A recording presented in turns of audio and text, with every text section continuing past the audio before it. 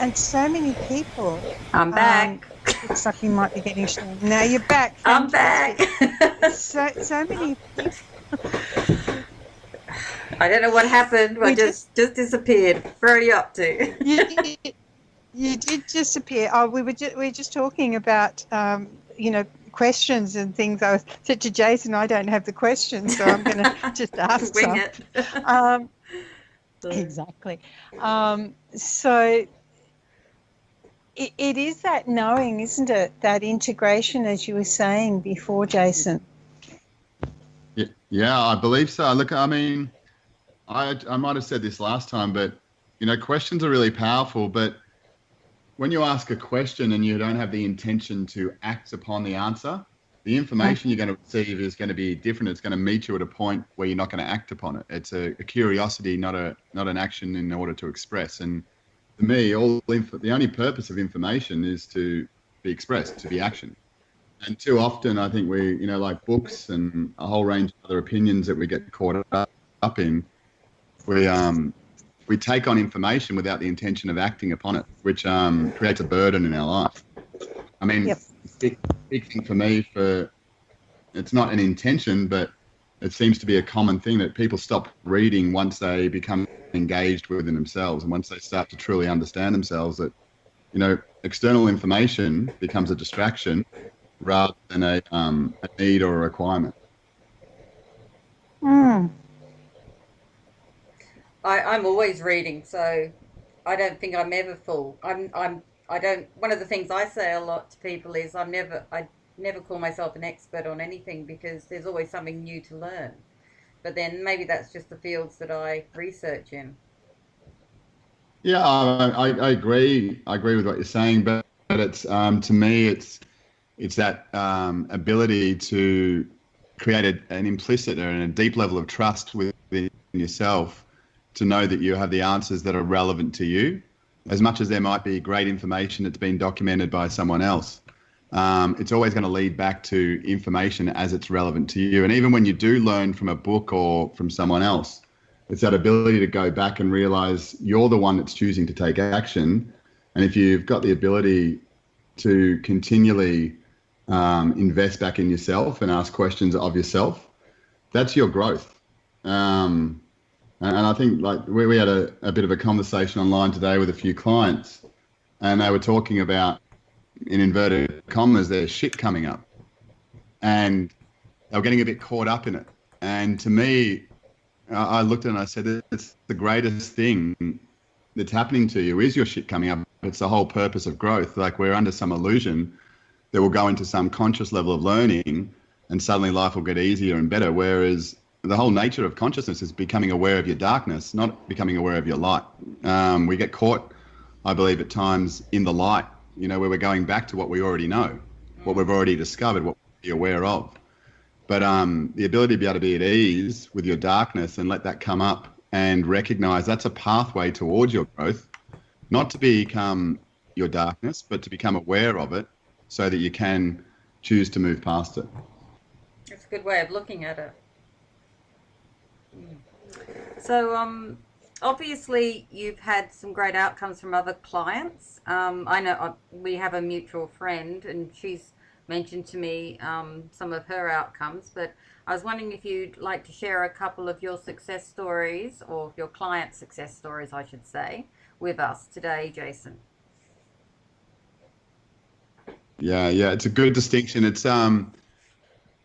I used to do a lot of remote healing, and I got satisfaction out of that. But it wasn't until I was able to share this or understand this in a way where it was people being able to make the choice on how they wanted to live their life and choose to express themselves the way they wanted to.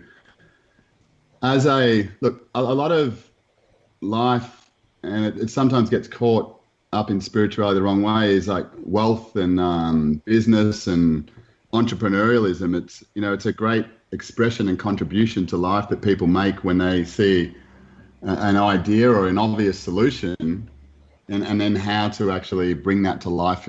And that's a big focus, but it's a difficult thing to measure, because it's not something that I focus on with clients, finances and money and business, but it becomes from a default of having a greater level of self-belief that they start to take on, and they start to take bigger steps forward in their life. And to me, the biggest thing that I share with people is they're going to trip over.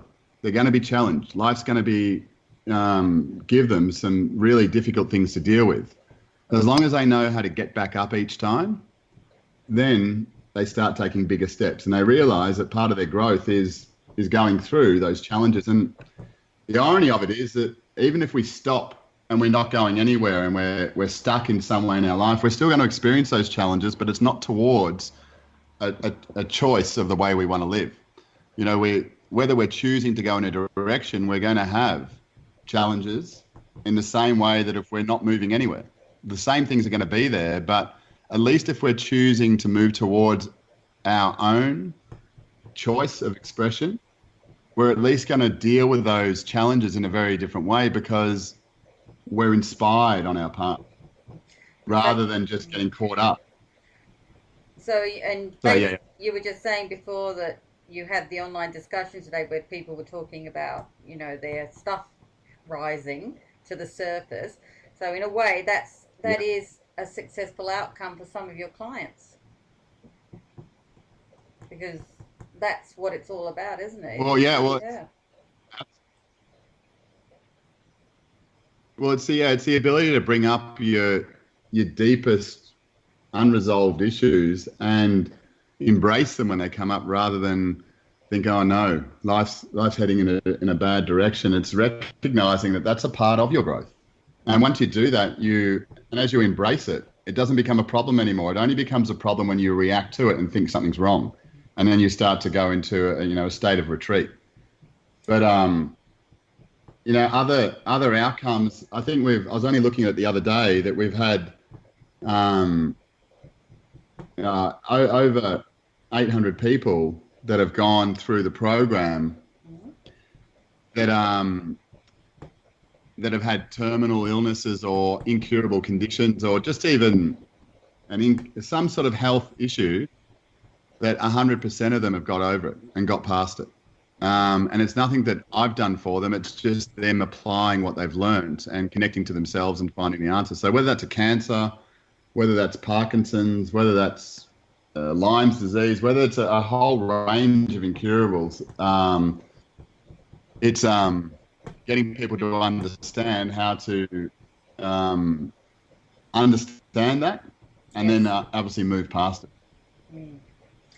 You know, it's wonderful that you've kind of come into my life and Sheila's in the last few months, because what you basically formulated is a plan for what I think most spiritual people have been doing for a while, for quite some time. I don't know about, well, actually, I'm pretty sure Sheila probably does this as well, but I'm not a big fan of the medical or the pharmaceutical industries, and I spend a lot of time talking to myself about wellness, not in front of other people, of course, but, basically trying to avoid all form of pharmacy. You're laughing, Sheila, because you probably do it in front of people. You're braver than me. But I think what you've actually formulated is an actual program which people who maybe aren't as spiritually along the road, I suppose, or the path, or whatever people say, can actually follow and get on top of, and I think that's really great. Do you want to comment, Sheila? I think it's awesome, Jason, because I'm with Sharon. I'm not into the medical field either, and I grew up in a Western medical household and was ill all of my life. So I always want to talk to my body and see what it needs and what it wants and where we're going. And I had an experience recently. I'm due to have some quite minor repair surgery from something that went wrong some years ago. And I had to go to a anaesthetist clinic, and they were quite horrified that I'm not on any medication and didn't want to be on any medication. And I spent 2 hours feeling like I was banging my head against a brick wall. And it was what kind of I'm not interested. Do you not understand? In the end, I gave up. I just thought, I'm not talking to you. If You're I just do, not making any sense to me. no. And you're not listening. Yeah, you're not alone. That's the big This thing. happens to so many people, Sheila. I know if I have, like, about a month ago, I was cooking and I got a bit of fat in my left eye, and I had to go down and get it bathed at the local surgery. So I thought, okay, because I'd actually tried a few things first, as you normally as you do if you're into essential oils and stuff like that. But about a day later, I kind of thought, oh, I've got to go and see a doctor. This is awful. So, and within about 10 seconds of sitting down and just having it cleaned, they're offering me every drug on the planet. And I just said, well, what do I need that for? You cleaned out whatever was there. Just put a patch on it and I'll play pirate for the next 3 days, and, what else do I need, And they just couldn't. It was a doctor and a nurse, and they're both trying to convince me to have pain medication. And I said, I don't need pain medication. It's just an irritation, really. And as long as it's not in there anymore, I can handle with essential oils or whatever. I think I was using cannabis oil, to be honest, at that time. So, and it was handling the pain quite nicely. So, yep. I won't say any more. Yeah. Well, I had spoken to the chemist who was horrified that wasn't on medication, the doctor who came out because the chemist was concerned, then had my weight and my heart rate and everything down. Well, I know what they are because I'm checking them every day anyway, and then spoke to the anaesthetist who said, now, I understand from your form that you're allergic to morphine. And I said, yes, that's right. And she said, what happens when you have morphine? I said, well, my blood pressure drops dramatically and I sleep for about 4 hours and I wake up and I feel absolutely dreadful. And she said, oh, well, endone. And I said, no. OxyContin, no. Tramadol, with a bit of a question mark at the end, no. They're all the same as far as I'm concerned. And she says, I know, we'll give you methadone. And it's like, you have got to be joking. Yeah. No.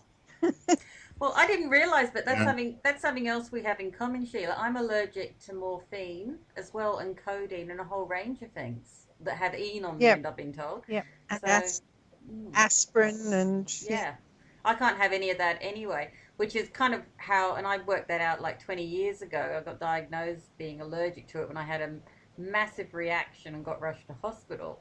And that was really the start of my journey down natural therapies, because basically there was a lot of stuff I just couldn't have, and any surgeries, I'm always a problem if I've had to have surgery. I haven't had surgery since 2008.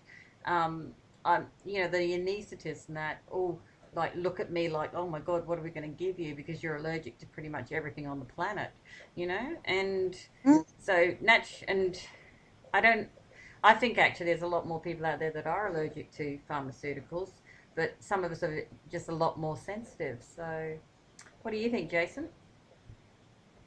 Yeah, I think. Yeah, there's two things on this that are pretty relevant in my life. The first one is when prior to my son being born, my partner at the time was in a very same space and philosophy as me, and her father was actually a scientist that was involved with vaccines and all sorts of things. So she was brought up with that, but I suppose held it in contempt. And I was brought up in a very open state of awareness with Western medicine, and we got very clearly that we had these plans that we wanted a very clean, natural birth, and wanted to do it in a very heartfelt, loving way. And it became very clear to us through our own insight that we needed to have our son's birth at a hospital. And what that did for us is it really brought to our awareness the resistance that we had to Western medicine, just as really being part of a community that we were conscious and we didn't need Western medicine. And what it brought to our attention was all the beliefs that, because beliefs, I believe, are all, a band-aid that covers up your own self-belief. Like, you either have self-belief or you have a belief, and one being internal and the other external. And so it caused us to clear and let go of a lot of the judgments that we had of Western medicine, and recognizing that the only truth was what served us in that moment. And that was a really big awakening for us to not just blindly go into the fact that Western medicine is bad, because I mean there's some great surgeons and there's that are there that do amazing things, but at the same time I believe there's a great level of interruption that we provide to the body by believing that we need to be taking drugs or medications to deal with just organic issues. But the other one was my son recently. We got a call from the local daycare, which is a Montessori, and they said, look, sorry, your son for the next 21 days is not allowed to attend the daycare. And we said, why is that? And they said, oh, well, there's been an outbreak of whooping cough. Now, he's not vaccinated. And it turned out that we were told we had two options. One option was at 21 days that he would have to be away, but we'd have to keep paying for that. And if we needed to get other people to look after our child to running our day-to-day lives, that was an expense that we had to bear.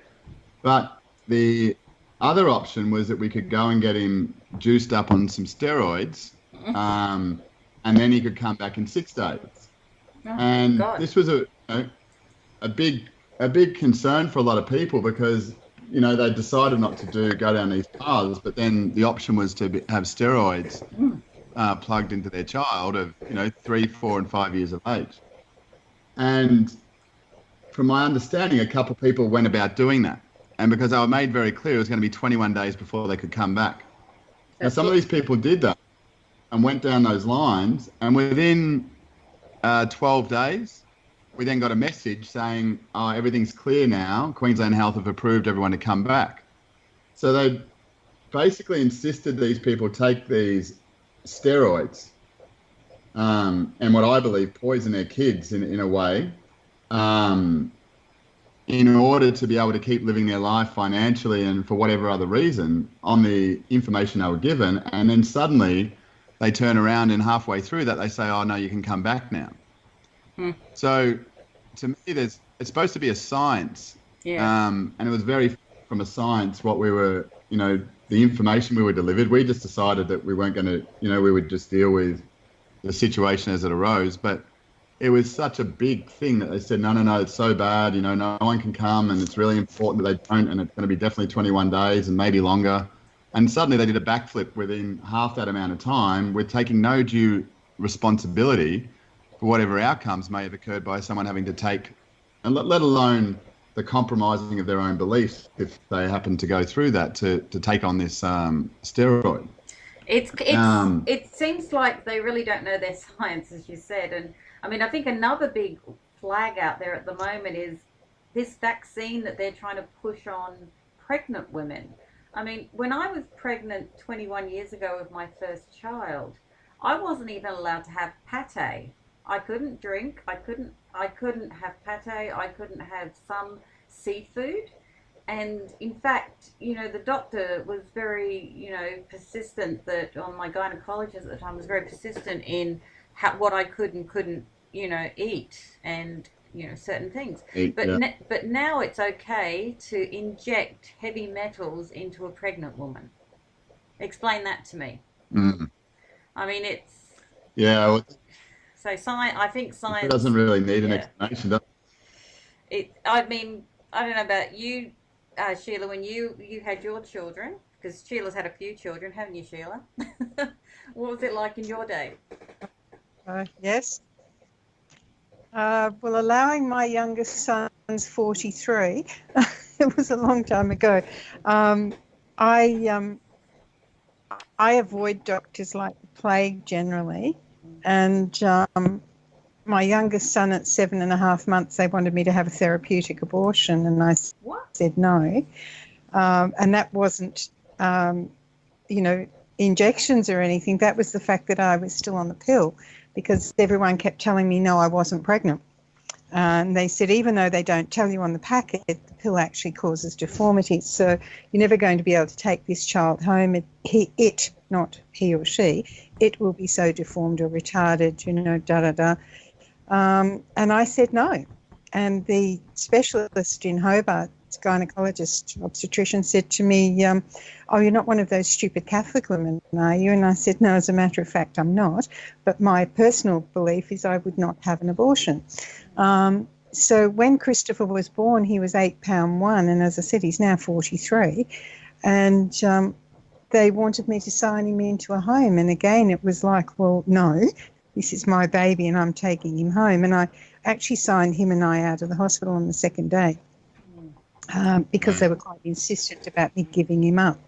So I had 5 children in 7 months.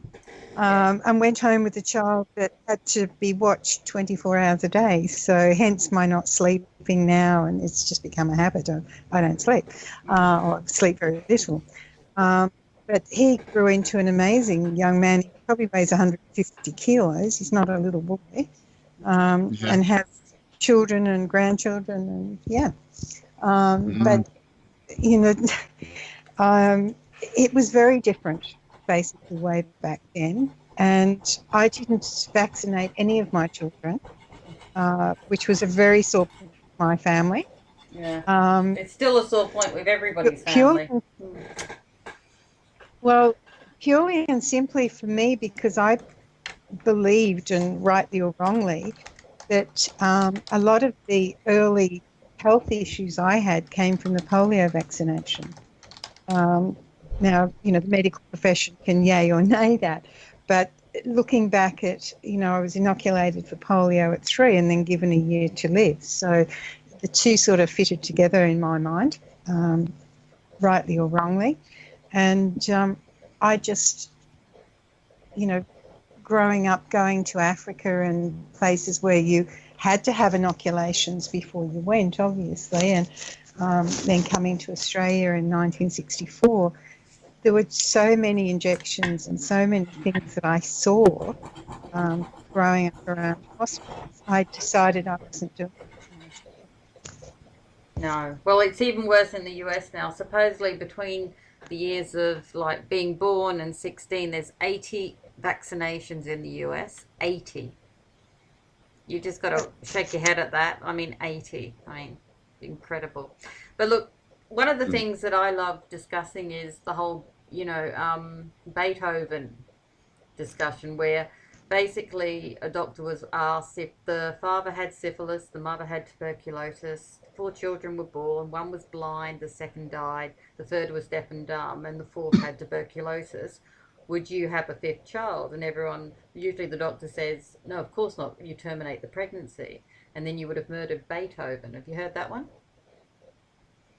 So, No. Well, basically, that I always fall back to that when people bring up the argument about, if there's this history in the family, because we can't judge. It's like you can't judge intelligence by academic standards. You also can't judge creativity in every type of human being. So it's, and there are sometimes I think people are born a certain way or with what society classifies as a disability, but really it isn't. It, like for Beethoven, he is one of the greatest composers of our time. He's deaf. Explain that. Explain that, Jason and Sheila. How is that not a miracle? Yeah, I suppose, but every birth. Sorry, you go, Sheila. I think it is a miracle, Sharon, from my perspective. And because my field, as you know, is genetic ancestral cellular memory, Beethoven had all of the memories from all of the physical ancestors that had gone before him. So that may well have contributed to the fact that he was so brilliant, even though he was deaf. Exactly, so exceptional. So, are we ready to get on to the topics of meditation and mindfulness, guys? Yeah. Sheila? Whenever you like. Excellent. Yep, absolutely. Now, I saw a wonderful interview that Jason did probably this year, I think, with Frank. Is that right? On mindfulness. Yeah. And in that, you Yeah. discussed how should I? I'm actually wondering if I should explain about my own stance on meditation, but maybe I'll leave that till after. I'll let Jason answer the question first. In that interview, Jason, you discussed how meditation doesn't work as it's not a permanent, ongoing manifestation of awareness. Would you like to expand more on your reasoning here? By the way, I share that view. You broke up a little bit. Okay, I was just saying how in the interview you did on Frank, it was about how meditation doesn't work as it's not a permanent, ongoing manifestation of awareness. Okay. Yeah. Look, I think there's so many different forms of meditation. I mean, there's the practice meditation and groups that we may go led by another. There may be people listening to a form of music or finding peace within themselves or just sitting in stillness. But, meditation can be riding, it can be driving a car, it can be anything that allows us to be centered and focused upon ourselves. And generally it's about engaging or stimulating the mind in such a way that it becomes absent. And that's why I believe, like, when we're driving, we have so many powerful insights. But to me, the point I was making there is that meditation is a practice that we go into in a set of conditions or a state outside of life. And when we then find ourselves in life to then go into that state, we don't have the ability in that moment to do so. We can't just ask someone in a moment of challenge to say, just wait a second, I just need to go and meditate on this. I'll come back to you in 15 minutes or half an hour or whatever it may be. And ultimately, for me, what it sets up is a state of duality. It doesn't allow for you to practice in the moments and motions of life to be present. It's identifying for yourself that you need to create a situation outside of life to find peace. And ultimately, some of the most frustrated and anxious people I've come across are people that practice meditation quite significantly. It's like the angry yoga teacher. And I think meditation is those things that, makes people feel like that, well, at least I'm doing something. At least I'm trying something. But to me, it's very much a waiting game. It's not a deliberate sense of connecting with yourself. It's connecting with something outside of you. But I know the intention, and look, I don't want to make a blanket statement here because there's so many different forms of meditation, that can provide, depends what your intention is. It to provide relaxation? Is it to provide insight? What is the reason behind whilst you're doing it? But meditation for me is it sets up a genuine state of duality that makes us believe we need to be in a particular state, and generally silence, in order to find our own truth, where life is not lived that way. Life is in the motions of living. And, maybe hundreds of years ago, thousands of years ago, or in particular communities and environments now, you can live in that state of peace because of that environment and the way that you choose. But for us to express ourselves and truly contribute to life in a way that is significant these days, we need to be able to deal with a heavy level of distraction, from life in so many different ways. And it's our ability to maintain what I believe ease in every moment, not just when the conditions are right. And that's, to me, I find meditation is a bit of a false teaching because and same with mindfulness. I mean, mindfulness has probably been one of the best things for my work because it's made people realize that it doesn't allow them to exist in a way that they want to in each and every moment. It's a matter of escaping life as they're living it. To generally find themselves in judgment of, I don't want to work in the city. I've got to get to the bush. I've got to get out in nature.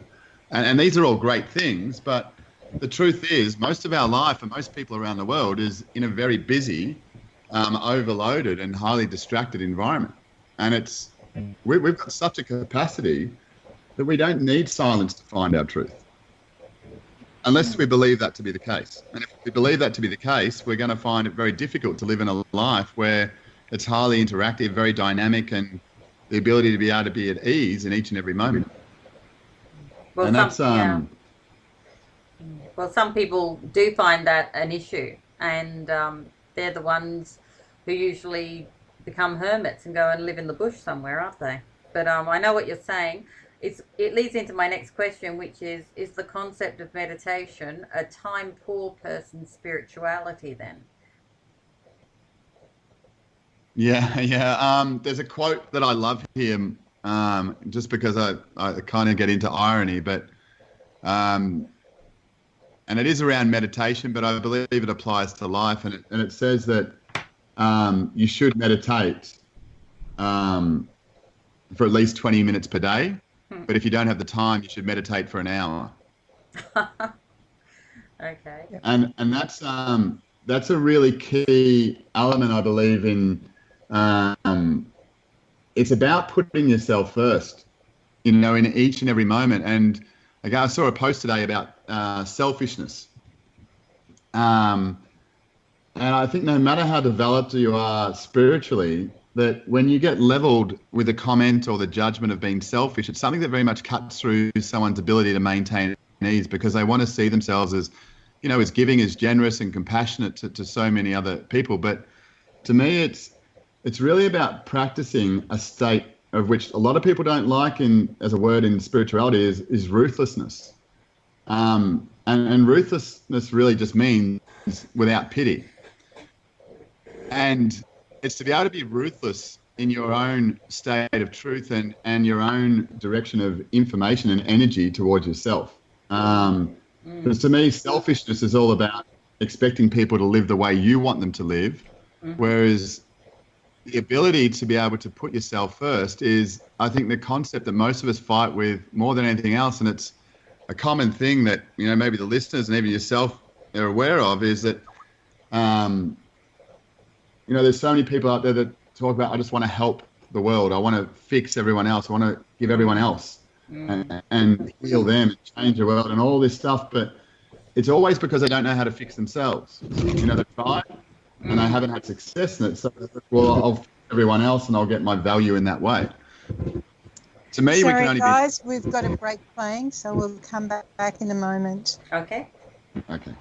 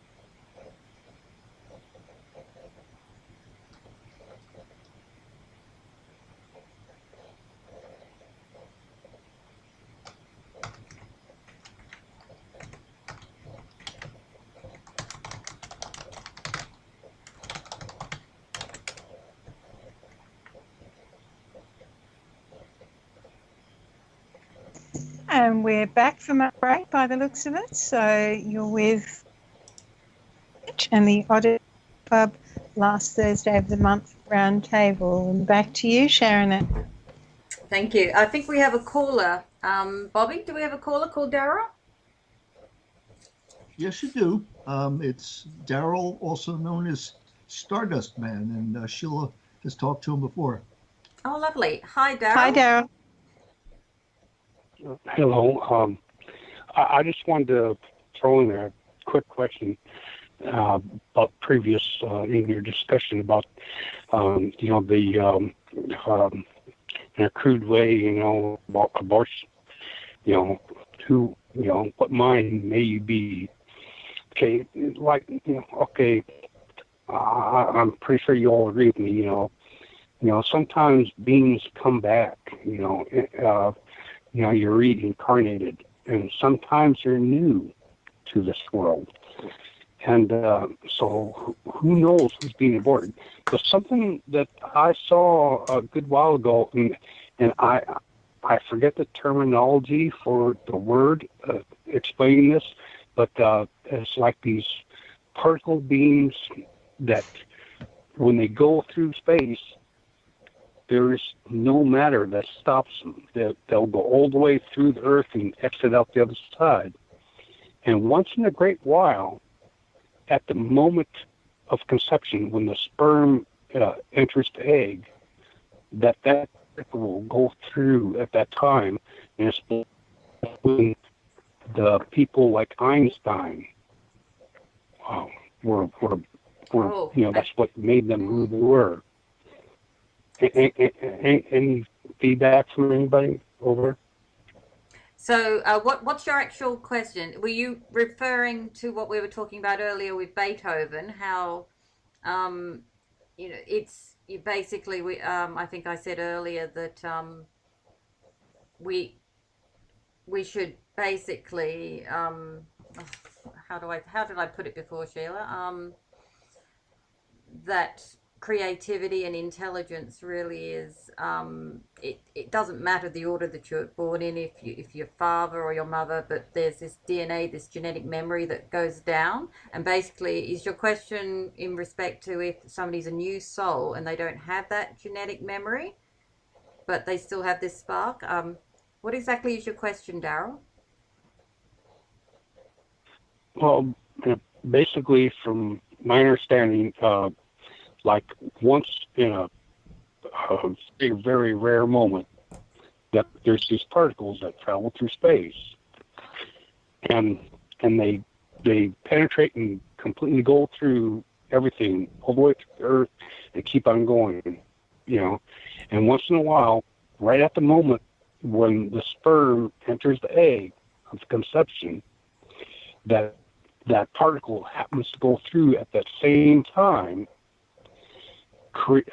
causing a genius to be born, like Einstein. Oh, so some kind of divine moment is. Oh, okay. Well, I'm not really across that sort of thing. Maybe Sheila could feel this one.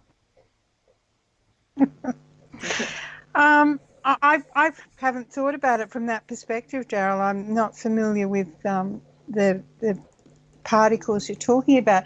One of the things that I am aware of that can happen at that moment of conception, you can actually have what I would call an earthbound energy, and a lot of people would refer to as a ghost attached to the actual fertilized egg. And the reason I believe for that is that we get like a zinc type explosion when the egg and the sperm come together. That's like a very bright light.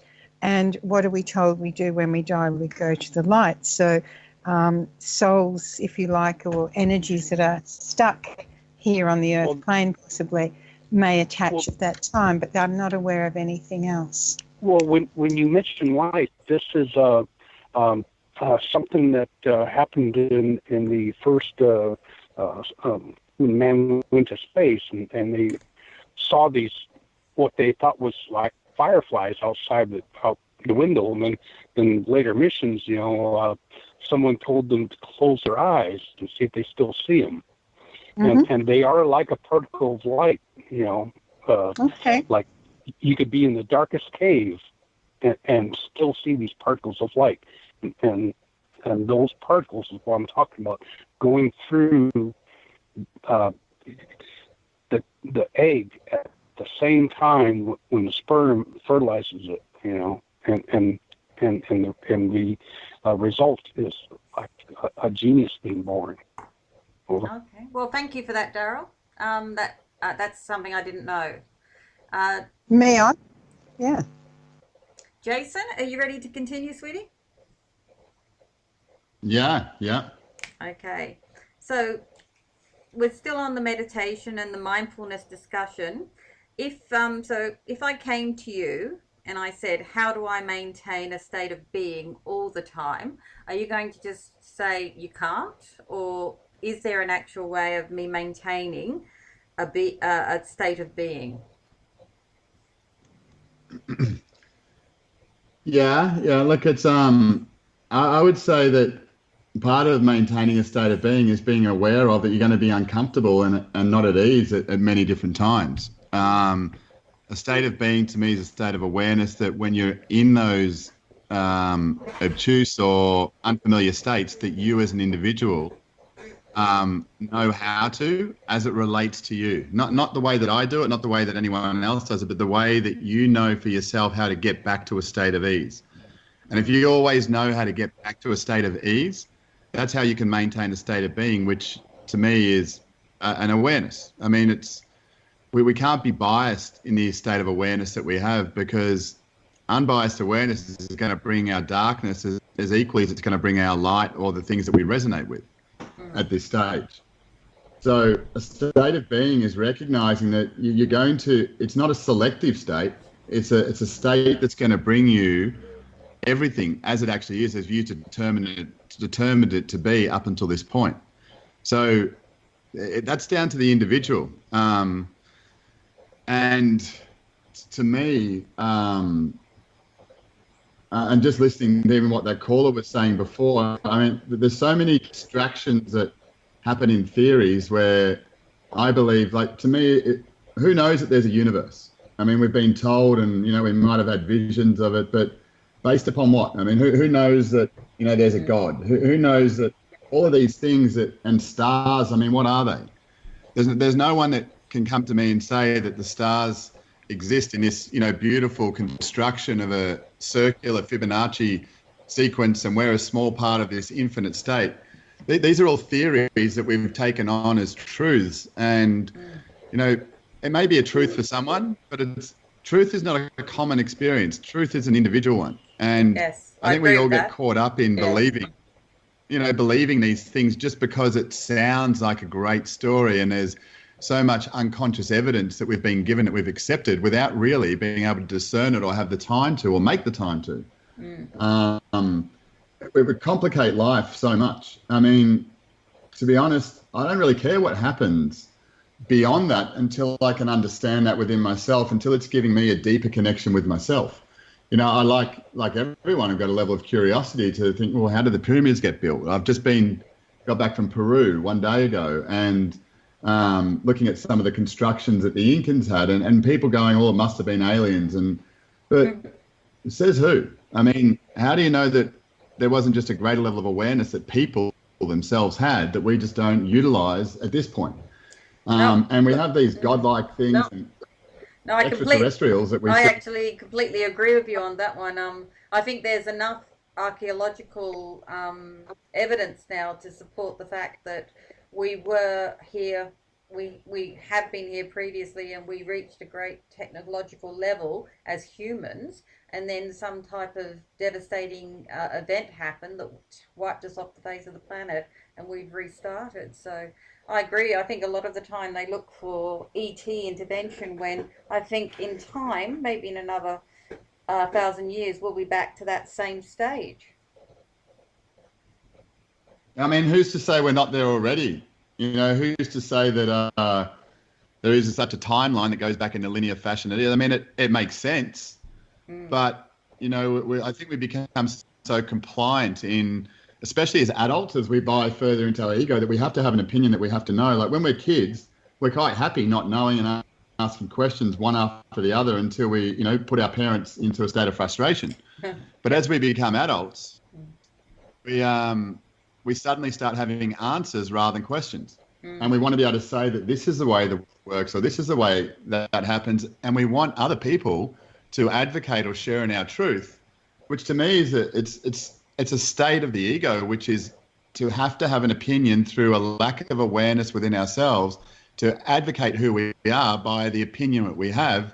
And the more scientific or the more obscure even and complex, excuse me, it sounds, the more we seem to believe that we're intelligent because we can stump someone else and quote this and identify that through our reading and research, rather than recognizing, oh, wait a second, all that exists is right now. So, I mean, that might be interesting, but how does that allow me to express myself through my heart in a pure form in this moment? That's why, I deal with a lot of to, live life by carrying around a bookshelf with them everywhere they go. It's like a burden that they're carrying all these books and all the information, knowledge that they have that hasn't been expressed because they're living up to the theories of what someone else created that they don't truly understand themselves. One of the most things for people to go, well, I don't know. I've got no idea. But it's only in that moment, at that point, that we can start, other than becoming compliant to someone else's information that has been created as an expert, because of people have repeated that over and again. That's the way it is, and this is how it works. And there was a dark ages, and who knows? Realistically, I thoroughly agree with you. Identify that. Yeah, thoroughly agree with you, Jason.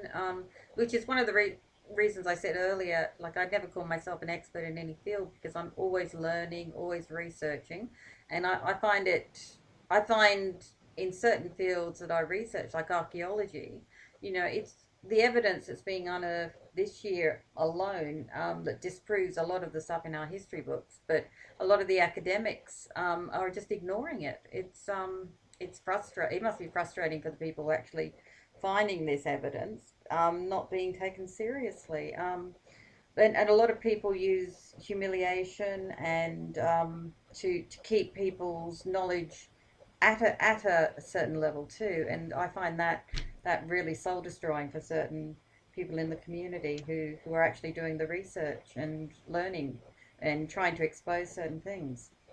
Now that we know that your opinions on meditation and mindfulness, I have to ask the question: has a spiritual jihad been taken out on you by any of the established meditation gurus in Australia due to your views? Because you're damaging you're not damaging, but you're destroying the need for an industry, really, aren't you?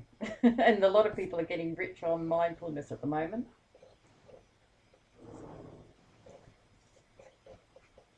Yeah, well, look, no, there hasn't been that I'm aware of. Not yet. And there's been some opinions and some anger that's been thrown back just in the small amounts that I expose myself. And it's, a lot of my work's been private and one-on-one because of, I don't really want to get caught up in the in convincing someone that there's something different in their life. It's up to them to be a part of that in their life in the way that they choose. And I'm not here to convince anyone. I'm just sharing what my truth is, and it happens to resonate with someone. Well, great. And if it gives them some benefit, great. But I'm just, I think there's a real power that exists within someone's ability to speak their truth. Not in a way to harm or hurt, but to speak their truth as it actually resonates with them. Whether that's in a concept of life, whether that's in business, whether it's in their own sexual orientation. Be able to speak their truth in the way that they feel about a particular situation or circumstance is what freedom is. We either hold it within us, and energy is not meant to be held, restricted, and definitely not within it. It becomes, toxic and it creates a turmoil internally, I believe. But when we can express it as our own truth without conditions of other people accepting it or believing in it in the same way that I do, well, then I can become free. I'm not responsible for how someone else feels. And all I can do is be an example of my own truth. And if that happens to resonate with someone else, great. But if it doesn't, we'll move on. Find what is your truth and not by smashing someone else's reality, but by just speaking your own. I don't people who make money off mindfulness or meditative practices, a target in my gun. It just happens to be that I see it for what it is, and I share it, and some people resonate with it and some people don't. But look, I have come across, awarenesses where what we share and I suppose the freedom that we give people is confronting. in the medical field, I've been attacked by doctors consistently for the results that we've got that they weren't able to achieve themselves. And then we've had other doctors that have come forward and gone, this is amazing, I need to learn it, and I'm prepared to forgo everything I've learned to this point because I can see that It works. the results that you're achieving, quite simply, rather than, whereas others, become quite attachmental. But to me, I think it's important to understand that you can never be judged by anyone. No one else's judgment is yours. We only choose to take that judgment on. So people can say what they like about any particular topic and have their own free expression upon it. It only becomes a judgment when you choose to direct that towards yourself. And that's to me, to the degree that you're able to maintain your own sovereignty within yourself. That I'm not here to create anyone else's life. I'm here to individual. I mean, who knows if we're connected? It's a great philosophy, and it feels warm and fuzzy to perceive that. But in this state of awareness, I'm still trying to master myself other than master my connection to everyone else. Again, on my connection with others, and at times it makes me become more resolved to who I am. If I want to create a connection, I don't know that we're connected to each other. I mean, I understand the philosophy of it, but again, it's a distraction away from me being present to what is my truth. And I believe, in all forms of expression, it's about us connecting deeply within ourselves as if we were the only person existing in this moment, in order to provide a very unique experience and a richer fabric for everyone else to be able to explore themselves.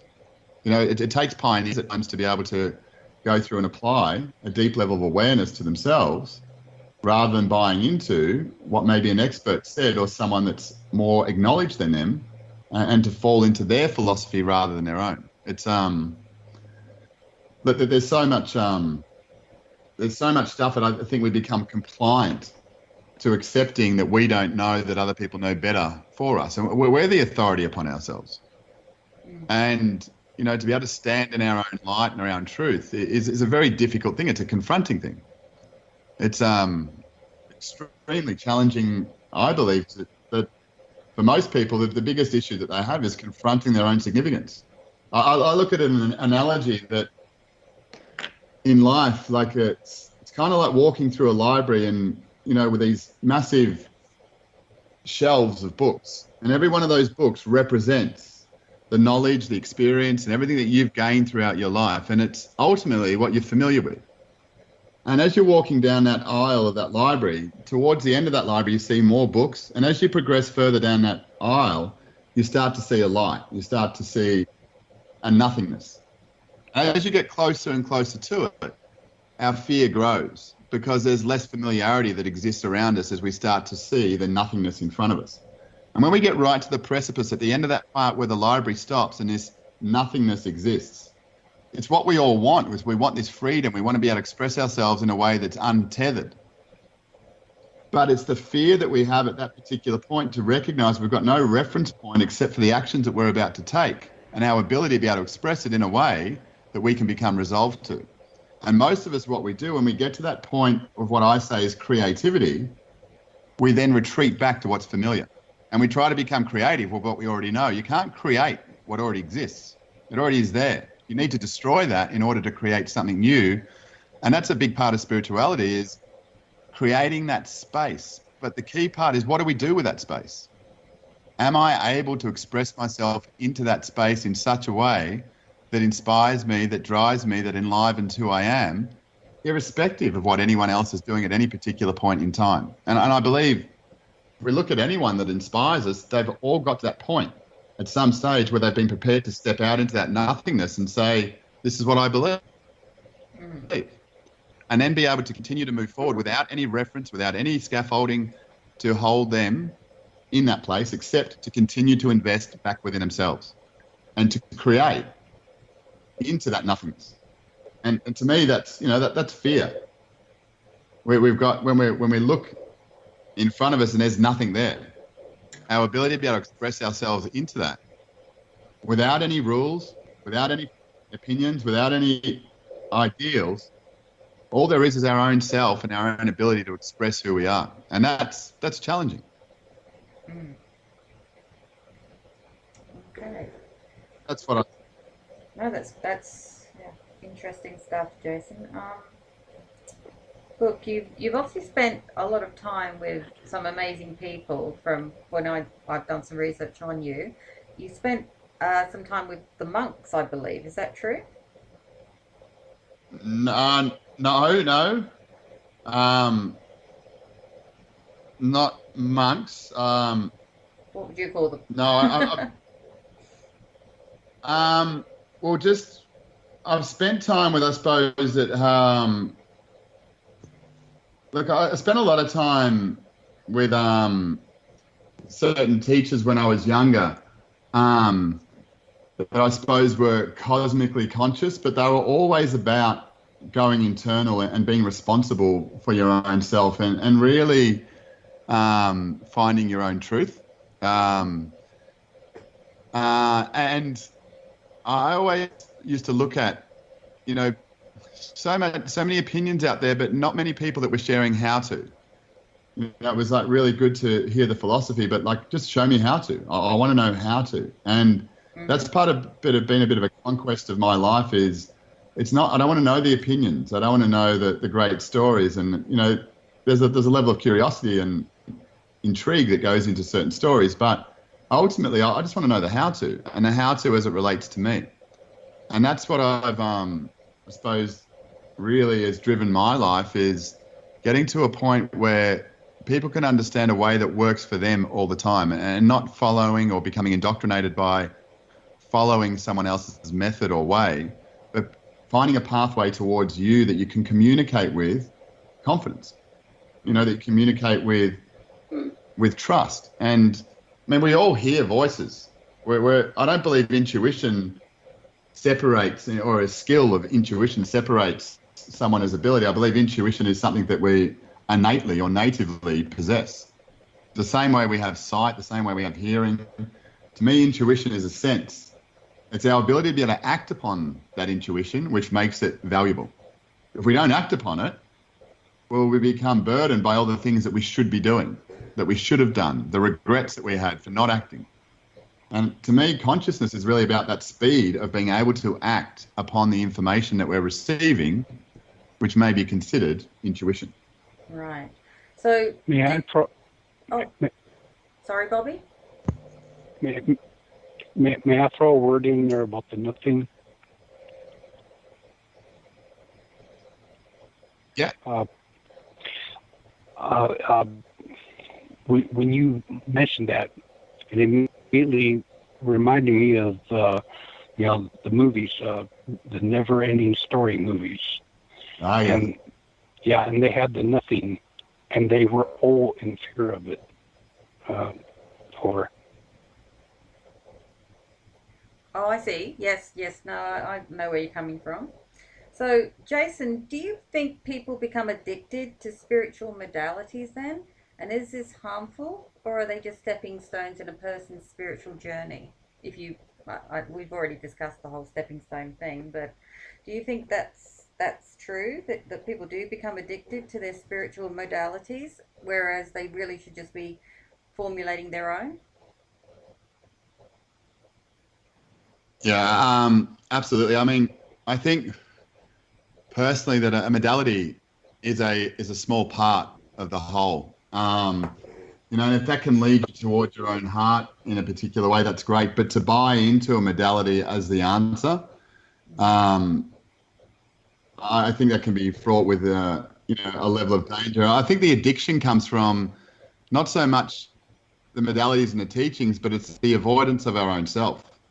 And it's nearly like an anti, if it's such a word, an anti addiction. It becomes a result of avoiding ourselves so consistently that we keep buying into more information. Well, that didn't work for me. Well, what's next? That didn't work for me. What's next? We're all looking for some miracle cure, a miracle ideal to suddenly, through this temporary idea, we're going to have this great awakening. And for me, there is no great awakening. It's a consistent awakening. And even in that moment of awakening, it's recognizing that I still don't know. And it's continually asking questions to find, a state of ease or a state of truth within yourself, as abstract or as different as that may be to what everyone else is doing. And, that to me is the whole nature of sovereignty, is knowing the truth as it exists and relates to you alone. Because it's only from that point you can truly contribute your heart and be truly loving of people, because you've found that within yourself. Yeah, I was just thinking that I'm kind of hesitant to ask you this, but I'm going to. What do you think of religion and how it kind of puts out a single message to its followers? Yeah, well, interesting ask, because it's probably a controversial. Go for it. Perspective I have here is I've just been to Peru, as I was saying before, and I was quite amazed at, like the stonework and all the things that go there. But there's a story that we're on a free tour around a place called Cusco, which at one stage was the wealthiest part of the world and the center of so many things that we experience today, and from agriculture to philosophy and a whole range of things. But what was interesting is how religion was tied up in so many vicious acts around the world, and it's responsible for so many vicious things. And I believe that, personally, that religion is nothing more than an incarnation of the devil.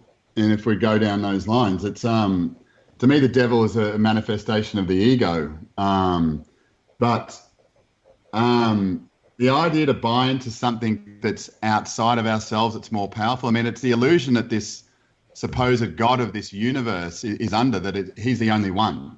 And many people buy into this concept, and it only exists because people buy into it. I mean, there was once upon a time, supposedly, where there was, Greek gods, Roman gods, and they no longer existed because people held them in disdain and stopped believing in them and stopped, subscribing to this ideal. I think people will awaken at one stage and realize there is no God. The only God that exists is within them. And it's about them having an expression of themselves, not of something external. And I think so many people are sadly controlled by this idea that they have to subscribe to something bigger and better than what they are.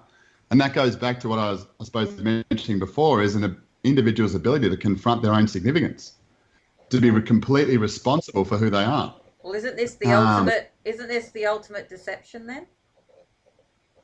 The ultimate, sorry? Isn't that the ultimate deception in religion? From a religious, us not realizing that God lives within? Look, and I've been exposed to religion. I mean, when I was 12 or 13, I was speaking in tongues and baptized, fully immersed in water, and, and my mum's still involved in that. And I look at the way that their concepts have changed to mirror consciousness these days and spiritual teachings rather than the indoctrination of a book. I mean, I had another tour that I went on in La Paz in Bolivia, and a guy that was so forthrightly saying that, these people that pretend that they're Christians, and the Bible says that they need to go to church 7 days a week, and there's not one part of any spiritual book around a religion that actually says that you need to go to a church. But people have other concept of, and so forthrightly say, like this individual was saying, that if you're not doing that, you're not really a Christian. And now there's a lot of, within religion, there's a real open peddling of ignorance and opinion, from one church to the next on what their opinion of what's been said within these books that supposedly hold a lot of wisdom. But I think, like someone like Einstein said, that these are just nothing more than fanciful stories that hold an element of wisdom that has been reincarnated from an individual's wisdom. I really, some of the horrific things that have been acted out under the name of religion or a church, they're the most disgusting things that humans have done to other humans on this planet. Completely agree. Completely agree. Yeah, but look, if it's at the end of the day, people have got their own truth, and if that serves them to find their own truth, great. And if that leads them to a path of their own awareness, great. But for me, it's a real distinction of deceit. Yeah. And it requires an individual to stand up and say that I am who I am, not because of some sort of external source or greater entity than me. I mean, I think a lot of this in the New Age field has been transferred across to aliens and extraterrestrials. I mean, our mind can conceive so many things, and we can let ourselves believe it to be so true. I tend to work with, mastering what's in front of me at this particular point. And once I may even, I don't know if I ever will in this lifetime, get to a point of mastery of my own self, because I believe it's an infinite field of awareness. Well, then I might start to look further and beyond that once I've understood myself. And I think that's where we can get very complex in trying to work out how it all fits together, when we start to buy into a whole range of opinions and philosophies that, even ancient philosophies, that it might make sense, but it's someone's perspective or on history of what happened, not our own truth from our experience right now. Yeah. No, I'm with you. We might move on to a lighter topic now. Well, lighter, as in not as our listeners may not have as many feelings on. You've done a lot of work with people who have anxiety. So I'd like to ask you a few questions about treating anxiety. Do most people misunderstand what having anxiety or a panic attack is about, Jason? I believe so. I believe it's, I come from the point that your body is there to support you. If we look at the organic nature of the body and what it creates and what it does, and with ease, we start to realize that the body's nothing there but to support us. For me, I look at anxiety in such a way that it always precedes us doing something that we haven't done before. It always precedes us being in a situation we haven't been in before. And to me, I look at anxiety as a gift of a greater amount of energy that we receive in the moment prior to taking action upon something that we haven't achieved or experienced previously. So it's that welling up of energy that comes that we may identify or call anxiety, that to me is an actual gift in order to give you that impetus to move forward beyond your current state of awareness. Yeah, I know when I was a trainer for a number of years, and if I didn't get that feeling in the pit of my stomach before I went on stage or started a course, I knew that something was wrong, because I needed that kind of kick. So I know exactly what you mean when you say, and I always looked at it as a good thing, because it meant I was ready to roll. But a lot of people don't, do they? They go and seek treatment for it instead of using it as a benefit, like as a surge of adrenaline. Yeah, absolutely. I mean, what is anxiety? I mean, it's a word that's been created around a feeling, and who knows that each individual who says they have anxiety is having the same thing as anyone else. And that's where we hear things like, we're talking about pharmaceuticals before, where it's, oh, you're having these experiences, and people don't really know. They just, well, it sounds and feels like what it is. And then they have more and more, I suppose, prescription to a way of drawing out or suppressing what is naturally there to support them. I think anxiety is, once people understand, they can see it as a way that they're being supported, they can actually start to use that, as you say, like a benefit. Yeah. So if anxiety is our brain telling our body to act out or to initiate some form of activity, the whole concept of easing this reaction with a pharmaceutical is wrong. And how should we deal with this reaction instead? Like, I worked out a way of dealing with mine. I actually welcomed it in the end, because I knew that I'd be better on stage.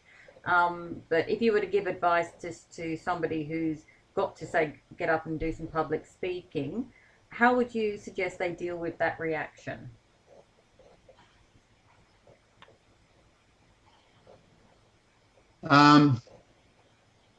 Well, I suppose it goes back to what you believe anxiety to be, and to me, it's about understanding. If you understand it to be a problem, well, you'll be dealing with a problem that whole time that you're giving a speech. But you But would, if you understand it to be like what you're saying, if you're understanding it to be something that's supporting you, well, then you recognize that as a green light and that you're on the right path and that you're moving in a direction that's going to support you in delivering that speech that you may be about to give.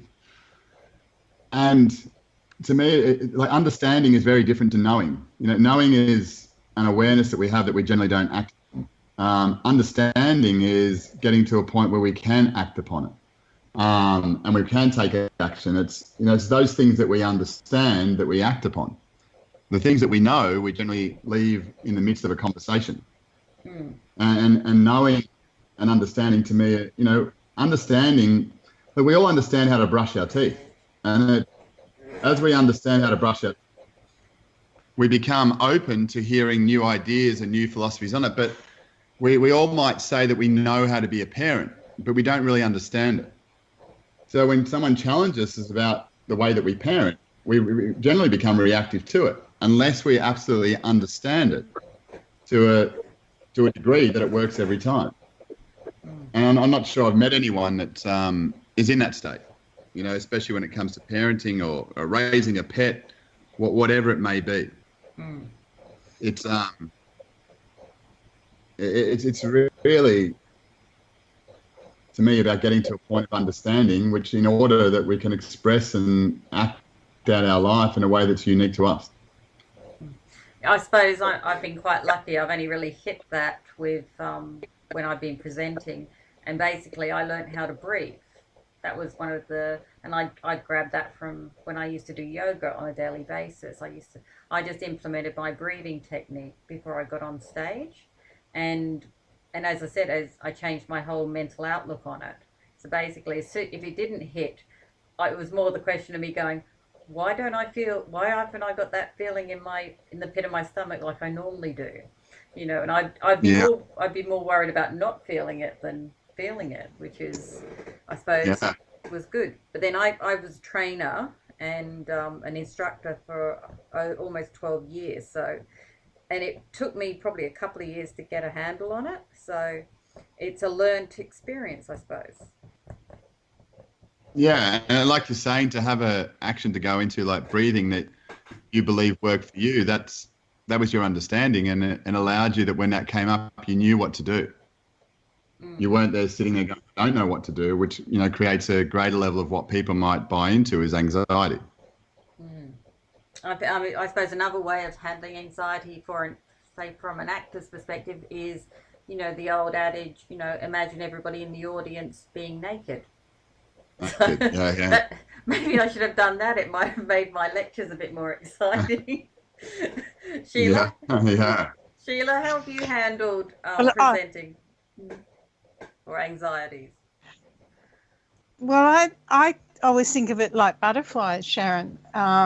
You get that funny feeling in the pit of your stomach, and do you allow it to take your voice so that you're giving into it or whatever, or do you, as you said, breathe through it and allow that it's a tool that you can utilize? So, I talk about anxiety quite differently from a physical perspective than what Jason's doing, so I won't go into that. But, I believe on some level, we all have that fight or flight, the adrenaline rush or whatever it might be, that goes back to caveman days. So I still have it if I see a spider.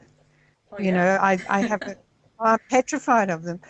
Nowhere near as badly as I used to be.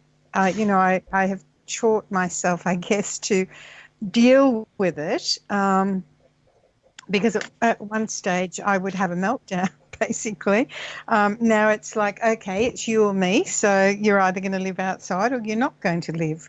And as Jason was saying, we're all connected, and we this, that, and the other. That's one of my questions as well. Are we? We're told that perspective, if you like. People say to me, how can you be spiritual and kill a spider? Because this is my house and it can live outside. I That's wouldn't simple. even I wouldn't have even gone there with that question. Do you know it is? Can we discuss this connected? Because when you said that earlier, Jason, it actually rang. Started ringing a bell for me because for years I've thought to myself, I've looked at society and everything that goes on around me, and I've often pondered, is this all for me? So, and I've thought, and then I've kind of chastised myself and gone, how can I? My ego must be huge for me to think that. So there have been situations where I have actually thought to myself, what if this is just a big, I don't know, Truman hologram? Show.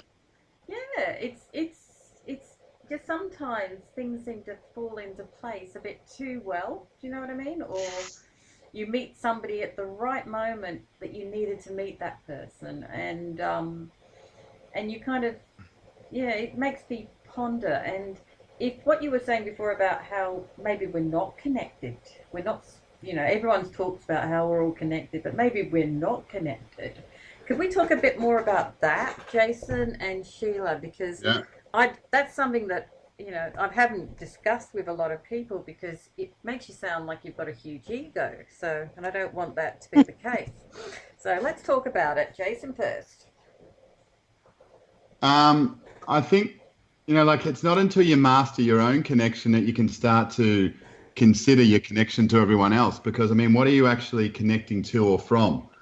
Is the way I look at it. It's and I think when we believe that we're connected to others, is that we get caught up in dismissing our own truth. It's maybe we are connected, but does that serve me to know that right in this moment when I'm trying to master my own connection? I'm not saying that we are or that we're not, but I'm saying that the first step first is to first become aware of and connected to yourself and to know yourself at a level and depth that you can act in a way that is true for you. Because for me to act in a way that, let's say, is conditional upon how it's going to affect others, is I'm never going to find my truth. I'm going to be doing it for reasons of how I'm going to contribute or be seen or judged by others. For sure, there's an impact that we have upon each other, but does that mean that we're connected? Like you say, that when you, I believe, start becoming more truthful within yourself and at a greater level of resonance, you come in contact with other people that may be just there ready for you to experience at that moment in time because the state of awareness that you've gained. There's a lot of things that lead to us being connected, that makes sense that we're connected, but is it true? And if it is true, does it, what difference does that make to my life right now? I mean, because true inspiration is an internal experience. It's someone who's inspired acts because of no one else, because of themselves.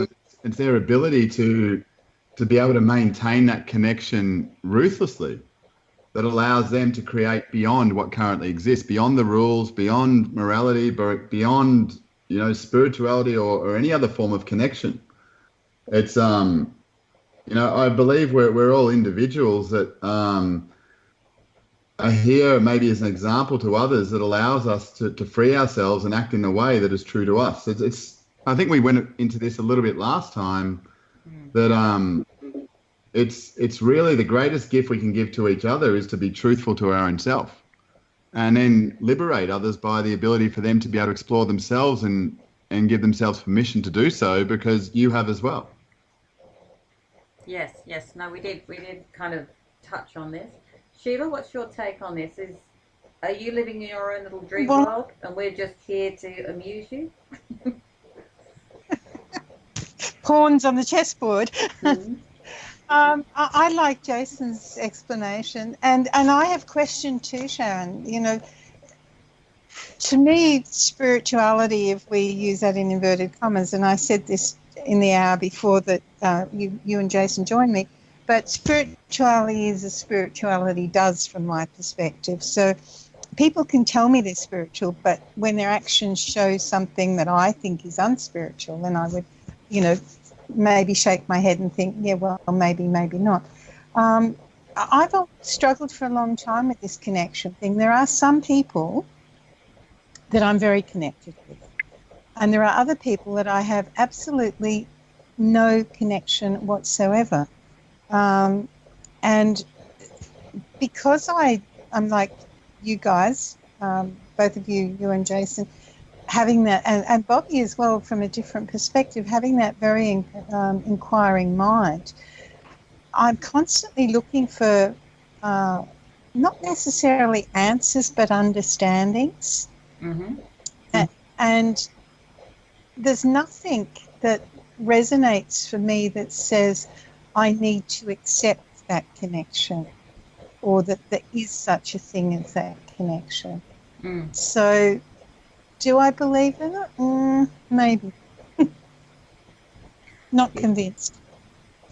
Yeah, well, I know in a way, for me to have like got things off the ground or to have written my books in the past, I've had to become selfish to a degree and focused on just my part of that, my task.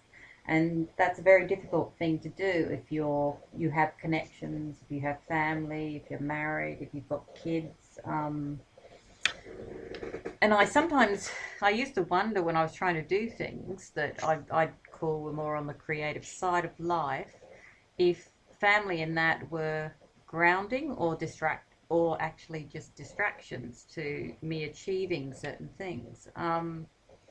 But then I'd always silence myself because you don't want to come across as being, selfish, do you? But I'm kind of digging what Jason's saying here because he's kind of making me realize that maybe it wasn't so much selfish as more of a focused act. Is that kind of what you're trying to get across to me here, Jason, or to the audience? Yeah, I think it's more about having the liberty to be able to explore ourselves. Like not with this preconceived idea that we're responsible for others. It's try telling someone what to do. No one really likes being told what to do, unless they're actually predisposed to asking a question and wanting to hear that and open to it. But to be told without invitation, no one wants to. They want to be able to express themselves and be recognized for their own expression of who they are and be loved and appreciated for it. But to do so, we have to love and appreciate our own expression without needing anything else. But it's right. And it's like love. You want to. I find it interesting that these days, if I was to tell someone that I love them, how many people take that as a way that I want to actually hop into bed with them rather than just be able to express myself freely, or really, maybe someone I've just met, I really resonate with their courage or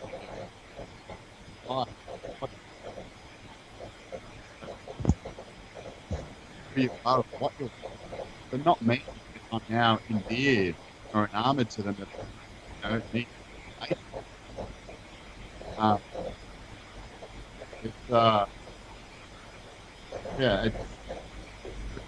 don't know the answer to whether we're connected or not, and I'm happy with that. But there's so much to me that I need to understand before I can be truly an authority in anyone else's life. Exactly. Well, we might jump on to relationships now as a subject because we've only got about 5 minutes, Sharon. Just sorry to interrupt you. Okay. Oh, I'm not sure if we should start on this one because it might leave. I know from doing research on Jason, he's got a very different view on relationships. Are you game, Jason, if I give you one? Yeah. Whatever you feel. Okay. So you've stated in a previous interview that relationships have too many rules and judgments associated with them. And due to this, the individuality of each party sacrifices, one usually more than the other. What would you define a healthy relationship as being then? Well, the space to be yourself. Look, it's like everyone. We have friends and we have people that we spend time with. And at times in my life, if I've been in a relationship where I haven't been happy, I've expressed that, and then it's not serving me or that person. I'm moving forward in my life, not considering the kids or the circumstances. I mean, I grew up in a household where my parents stayed together for the kids and believed that to be a loving thing. But what that placed upon myself and my sister, I mean, is things that we had to deal with, I believe, later in life, because we became responsible for two people staying together that didn't want to be together. Yeah. And the ignorance that, we have as adults is that, well, kids don't know. They won't understand. We know more. But we're intuitive creatures and we pick up upon that.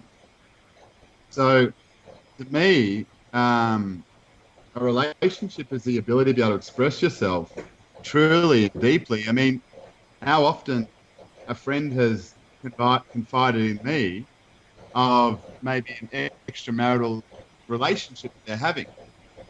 And here's this person that they've dedicated their life to, and they can't have the freedom to be able to express the way that they're feeling about someone else because of fear of how that person's going to react and respond. Now, wrong for them to have those feelings. Is it wrong for their partner to not be able to be strong within themselves and rely upon the other person to give them strength? I mean, what the answer is, love or romance with everyone else. I love affection. I'd love to believe that my partner loved me and held me in a high esteem. But ultimately, if I ask myself, that person, as long as I can self,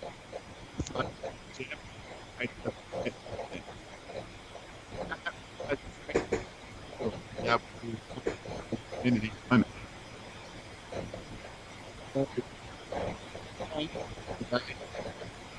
I think we're losing you there somewhere, Jason. Yeah, there's a lot of noise I'm getting on the line. Yeah. Yes, you're breaking up a We're little bit. almost out. Well, what I might suggest is, Jason, you and I might continue this, and we'll put it up as a because we still have quite a few questions to go. But I'll add it to. We might have a one-on-one on Skype and make that into a part 3 with the residual questions, so that our audience can still check you out in about a month's time online. Does that sound good to you? Sounds good. Excellent. Yeah, that's fine. Okay, well, look, if anyone wants to get hold of Jason, you can find him on Facebook at The Quantum Movement or via email, jason@naturalaspiration.com. Can I give out a phone number too, Jason? Are you comfortable with that or not? Yeah, that's fine. Yeah. Okay, so Australian phone number here, so that's 61 at the beginning. Or if you're in Australia, just 0400 169 169. Okay, and Jason, I'd just like to thank you very much for coming on for 2 interviews now, 2 shows, and I look forward to doing part 3 with you in person. Sounds great. Okay. Great Thank having you so much. Thanks, Jason. Thank you so much for providing the space and time to allow me to share. I really appreciate it. Our Awesome. pleasure. Thank you. And that's us out of here, Sharon. That's the station cutting in.